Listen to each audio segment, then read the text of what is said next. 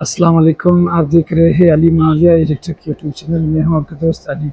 दुआ है कि आबाद रहे, खुश रहे।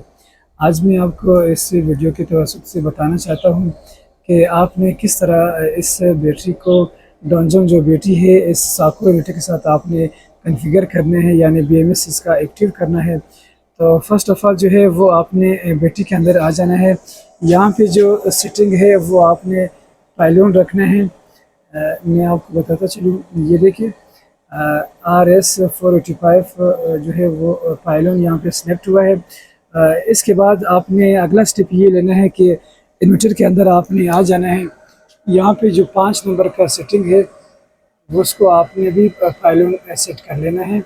और यहाँ पे आपने आ जाना है 5 नंबर सेटिंग के ऊपर। ये देखिए PYL।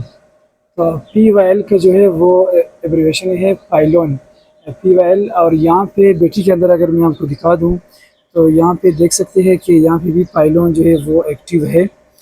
तो आपने किस तरह पे जान लेना है कि ये बैटरी जो है BMS के थ्रू UPS के साथ कनेक्टेड भी है या नहीं। तो अब जो है वो BMS से एक्टिव है। मैं आपको ये दिखाता हूँ कि ये जो तार है हमारी इसमें इन्वर्टर के साथ जो लगा हुआ है, ये निकाल के आपको यहाँ पे डिस्प्ले के ऊपर बता दूंगा कि अब इसके साथ BMS से कनेक्टेड नहीं है। अगर BMS से जो है वो कनेक्ट है, यानी बैटरी मैनेजमेंट सिस्टम, तो यहाँ पे ये जो बैटरी का आइकन है ये इस तरह ब्लिंक कर रहा होता है, जैसे कि अभी आपकी अपनी स्क्रीन में ये ब्लिंक कर रहा है। ये देखिए। तो जो ही मैं इस तार को निकाल लेता हूँ या इस वाले तार को निकालता हूँ, चूँकि दो सिरे होते हैं, एक बैटरी के अंदर लगता है और दूसरा सिरा जो है जैसे कि आप देख सकते हैं ये इन्वर्टर के अंदर लगता है। तो अब मैं इन दोनों में से कोई भी तार जो है वो उसका सिरा जो है निकाल लेता हूँ। BMS जो है वो डीएक्टिव हो जाएगा। अब देख सकते हैं कि ये अब एक्टिवेट है BMS इसका। तो मैं ये तार जो है ये निकाल लेता हूँ। निकालने के बाद ये जो BMS यहाँ पे ब्लिंक कर रहे, ये डिस्कनेक्ट हो जाएगा। आप देखिए जादू। ठीक है, मैं ये मैंने खोल दी। ठीक है, अभी जो है ये ब्लिंक तो कर रही है, लेकिन 1 या 1.5 मिनट के बाद जो है ये रुक जाएगा।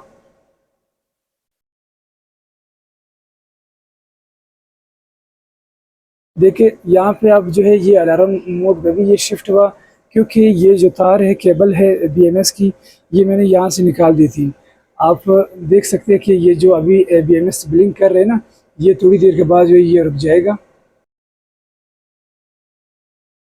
ये जो अभी अलार्म दे रहे, ये कह रहे कि BMS जो है वो यहाँ पे ये बैटरी यानी इस UPS के साथ कनेक्टेड नहीं है। वैसे कनेक्ट तो है, लेकिन BMS के थ्रू कनेक्ट नहीं है। ये देखे इन्वर्टर जो है वो फॉल्ट दे रहे 61 का।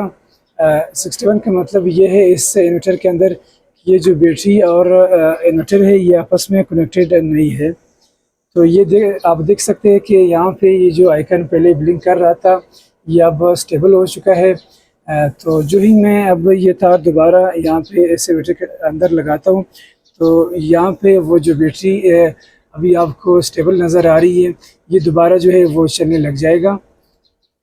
आप देख सकते हैं मैं यहाँ पे BMS वाली जो पोर्ट है यहाँ पे ये तार जो है वो लगा लेता हूँ। देखिए अभी ये टिक की आवाज़ आपको सुनाई देगी। देखिए अब थोड़ी देर के बाद जो है वो इन्वर्टर के अंदर ये जो बैटरी का आइकन था वो स्टार्ट होना शुरू हो जाएगा।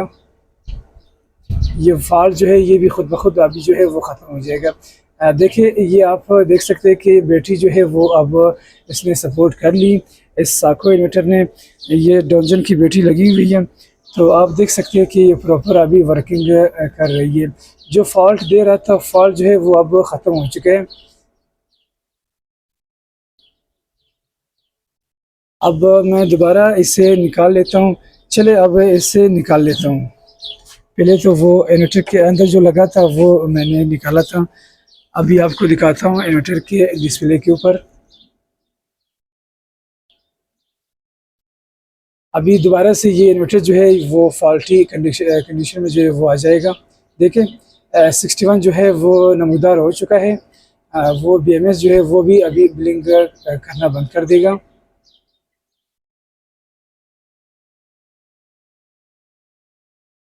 تو اگر آپ کے پاس اس طرح سچویشن ہے تو یہ ویڈیو آپ دیکھ لیجئے گا. بیٹی کے اندر جو سلیکٹ کیے گئے ہیں پائلون کا جو ٹائپ ہے وہ آپ نے سلیکٹ ضرور کر لینا ہے، کیونکہ اگر آپ یہ سلیکٹ نہیں کرتے اس انورٹر کے ساتھ تو پھر بی ایم ایس جو ہے وہ کام نہیں کرے گی. میں آپ کو دکھا دیتا ہوں. آپ آ جاتے ہیں یہاں پہ، یہ دیکھیں RS485 کے سامنے جو پائلون ہے یہاں پہ بیٹی کے اندر آپ نے یہ سلیکٹ کر لینا ہے، اور انورٹر کے اندر وہ آپ نے 5 نمبر سیٹنگ میں آ کے وہاں پہ بھی آپ نے پائلون جو ہے وہ سلیکٹ کر دے رہے ہیں. تو یہ تار جو ہے اب میں نے چونکہ نکالی ہے، آپ دیکھ سکتے ہیں، اور انورٹر کے اندر وہ فالٹ آ رہا ہے. تو اب میں یہ تار جو ہے دوبارہ یہاں پہ ڈال لیتا ہوں. دیکھیں ابھی یہاں پہ ٹک کی آواز دے گی، تو جب یہ ٹک کی آواز آئے گی تب یہ پورٹ جو ہے وہ صحیح یہاں پہ لگا ہے. اب میں انورٹر کے اندر آپ کو دکھاتا ہوں. اب جو ہے وہ بیٹری جو ہے وہ ایکٹیو ہو گئی، فالٹ جو ہے وہ بھی ختم ہو چکا ہے. امید ہے کہ یہ ویڈیو آپ کو اچھی لگی ہوگی. اگر یہ ویڈیو آپ کو پسند آئی ہے تو آپ اپنے دوستوں کے ساتھ شیئر کریں. میں آپ کو وہ انورٹر کے اندر جو سیٹنگ میں نے رکھا تھا وہ آپ کو دکھا دیتا ہوں. 5 نمبر والی سیٹنگ پہ آپ نے آنا ہے، یہاں پہ بھی آپ نے پائلون رکھنا ہے. یہ PYL کا ایبریویشن جو ہے وہ پائلون ہے. جیسا کہ بیٹی کے اندر میں نے آپ کو دکھایا تھا کہ یہاں پہ PYLON پائلون، اور یہاں پہ جو ہے وہ شارٹ فارم میں لکھتے ہیں انورٹر کے اندر. تو BMS جو ہے وہ اب ایکٹیو ہے. جو بیٹی کی لائف ہوگی اب اتنا ہی لائف یہ اب نکال کے دے دے گی. اگر یہ کنیکٹڈ نہیں ہے یہ تار BMS تار انورٹر کے اندر، تو پھر یہ میرا نہیں خیال کہ یہ آپ کو 10 سال یا 12 سال لائف اس کی نکال لے.